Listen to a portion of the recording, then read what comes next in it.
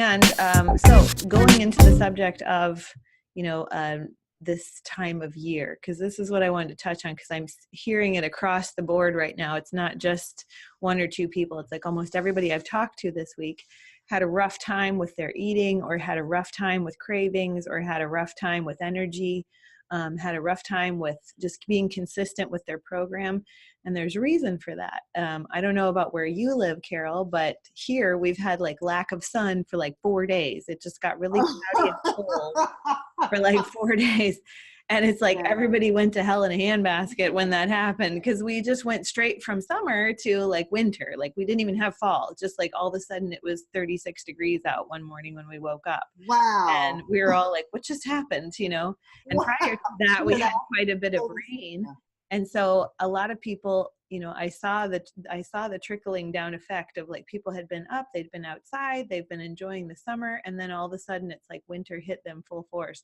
And then they're going, I just fell off the wagon, or I just had this happen, or I just didn't stay consistent, and I don't know why I let go of my supplements, or I don't know why I didn't sleep good last night, or I don't know why, you know, all of these things are you remember the kind of the thing we've been talking about is what you do all day determines how you're going to sleep at night and how you're going to feel the next day, you know? So there's that component of they didn't get the sunlight in their eyes at the first part of the day, or they weren't able to go outside because it was raining, so they didn't really get a lot of grounding, or because they didn't get sunlight, because they didn't get outside and they were around Wi-Fi all day, they had more cravings, they had more blue light exposure. So their body naturally like said, oh, there's a bagel in the conference room, I'm going to have that, and I don't normally have that, but today I need it, you know? And they don't think in terms, people don't think like, what's wrong with me? Why did I veer off? Oh no, now I've messed up. And we forget that environment and even seasonal affective things can play a part in our nutrition, so, and in our health. So I encourage people, don't beat yourself up. There's an ebb and a flow. Like now, you know that when these seasonal changes happen, or when it's a cloudy day, just expect that these cravings are going to come in. But now that you know, you don't necessarily have to act on them. You can go, okay, I see where this is coming from. I haven't been outside yet today, and it's miserable out. I feel miserable. I feel low on energy, or I didn't sleep well last night, or whatever. So what am I going to do? I need to set up the stage for me to eat something that's going to fuel me, or maybe I'm going to fast for a while since I have all these cravings and just drink a ton of water, or maybe I'm going to go to bed earlier tonight so that I don't have Grelin, the gremlin, growling at me tomorrow like he is today. You know, just thinking in terms of what you can do before it happens, or when it's happening, noticing it and seeing what you can do as well. So any questions regarding like, you know, seasonal changes, weather as compared to like a normal sunny day when it comes to I your think the hardest one for me is daylight savings. too. So we have to think in terms of, okay, that whole eat when the sun is up needs to come into play here too, because we're going into what's called lean times. Okay, normally in human biology, the winter months would have been very lean.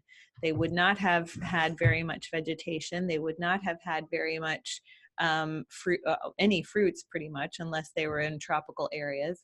And they generally wouldn't have found even a ton of meat. I mean, it would have been scarcity to go out and get stuff. So, and although we're not hunter-gatherers now, we're not living in those times, but we still can apply some of the principles to how we are today, because that's what our body's geared for. It's geared for more carbohydrates when carbohydrates are plentiful in the summer months, and less when it's not so. So generally the reason people gain weight in the winter months is, or in more so in the fall actually, is because of what we're seeing right now. We're seeing that change in the weather. And so people are like, ooh, it's cold. I need more hot cocos. I need more comfort foods. I need more pies and chilies and things that are going to warm me on the inside. So we tend to start gravitating towards this. I'm staying indoors. I'm not going outside. I'm eating more starches, but I'm not expending as much energy because I'm not out of doors. I'm not getting the light from the sun that calms my cravings. Remember how sunlight actually is like photosynthesis to our bodies. So, and we're going to talk a lot about this tonight in our last class with the 6-week weight and wellness too. But that sunlight, man, when you can get that even in small doses throughout the day, it will calm that need for constant munching or snacking or whatever it is. And we just don't get that as much in the winter. I mean, I know people that get up and go to work and it's dark and they get off work and it's dark. And unless they get outside during their work day, they're not going to get any sunlight. And again, there goes their immune system because of lack of vitamin D, but there also goes their best of intentions because their inhibitions are lowered even with lower vitamin D and lower sun exposure. So yeah, so it is important to stay with that circadian cycle of eating when the sun is up and not eating after the sun goes down. So you are going to have longer fasting periods during the winter, obviously, because if you're going to stop eating after 5:30 and you're not going to eat again till 6:30 or 7, that's over 12 hours. So that's intermittent fasting right there. And that's okay. That our bodies can handle that. That's when you stay lean during the winter and you don't put on the holiday 5 to 10 pounds. So I used to do a little handout that said how to not gain the 5 to 10 holiday pounds. And it was because it's so prevalent, almost everybody does, but there's ways not to. So the other thing I had written down is what's in season right now, because we need to start thinking in terms of seasonal variations with our nutrition. Obviously, right now, you don't really want to be eating lots of strawberries. They're not in season anymore. So those kinds of foods, when we eat them out of season, can actually be harmful to our body versus helpful. And so people don't think of it like that, but because they have to travel so far to get to us here, where it's not native for them to be right now, they're not usually containing the vitamins and minerals because they were picked so long ago and flash, frozen, or either that or sprayed heavily to get here, even sprayed with chemicals to ripen so they're bright red when they get here. All of those affect our system. And so we have to be really careful with eating out of season. But anyway, so when you go to your local farmer's market, ask the growers there for their food chart.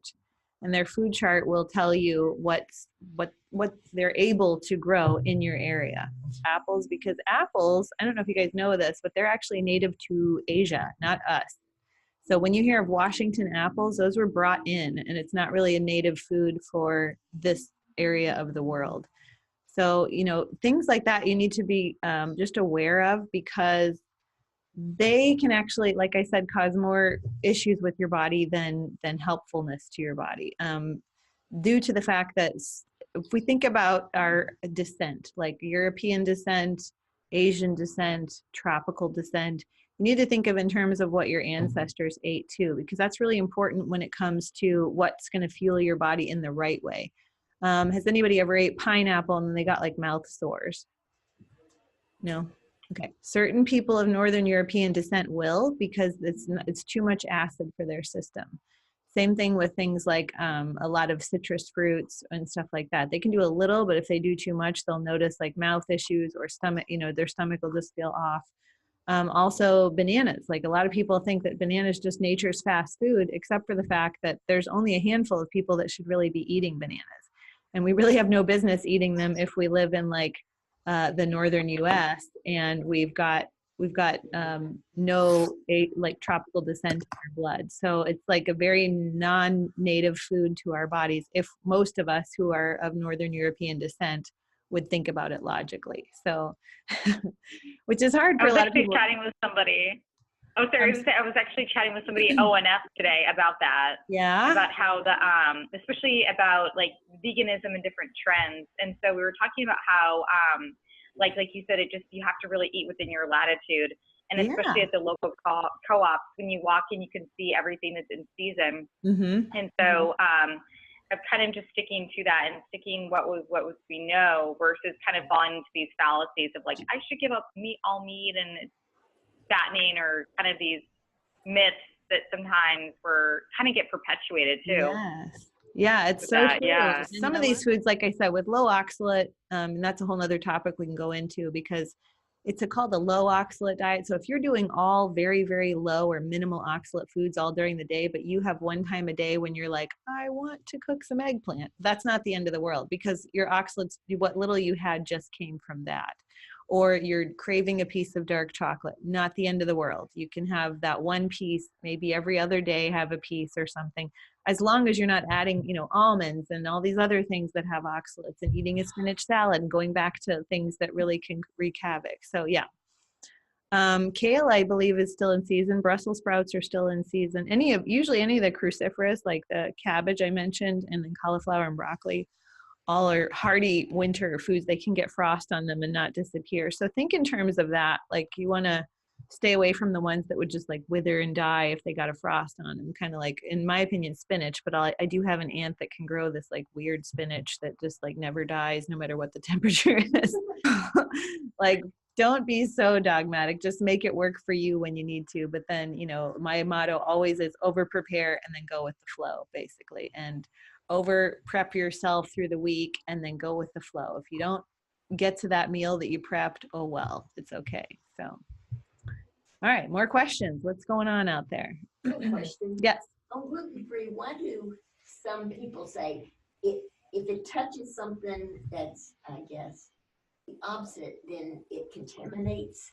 Yes. Okay. So she's asking on gluten-free, why are certain things gluten-free, but we had to be careful with them because they could, if they've touched gluten, like you'll see bags that say processed in a factory made with wheat.